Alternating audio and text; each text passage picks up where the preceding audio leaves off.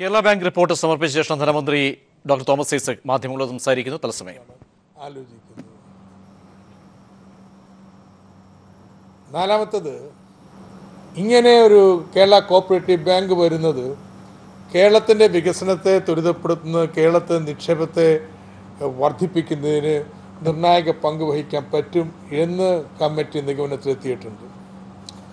അതുകൊണ്ട് അവസാനമായിട്ട് 18 മാസം നീണ്ടു നിൽക്കുന്ന 6 ത്രൈമാസികങ്ങളായിട്ടുള്ള ഒരു പ്രവർത്തന പരിപാടിയാണ് കേരള ബാങ്ക് രൂപീകരിക്കുന്നതിന് നിർദ്ദേശിച്ചിട്ടുള്ളത്. 7ാം ത്രൈമാസികത്തിൽ ബാങ്ക് ഫുൾ ഫ്ലെഡ്ജായിട്ട് പ്രവർത്തിച്ചു തുടങ്ങും.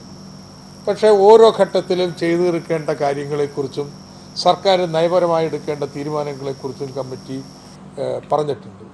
അപ്പോൾ അതിൻ്റെ അടിസ്ഥാനത്തിൽ സർക്കാർ ഈ റിപ്പോർട്ട് സമഗ്രമായി പരിശോധിച്ചിട്ട് അതിനെ സംബന്ധിച്ചുള്ള നയപരമായി എടുക്കേണ്ട തീരുമാനങ്ങൾ എടുക്കും എത്രയും പെട്ടെന്ന്.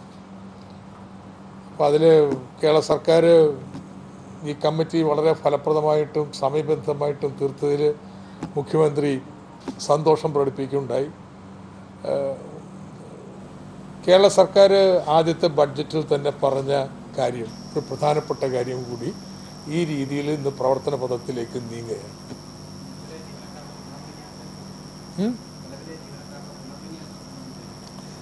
അത് വിശദമായിട്ടുള്ള പഠനങ്ങളുടെ അടിസ്ഥാനത്തിലാണ് നമ്മൾ തീരുമാനിക്കുക.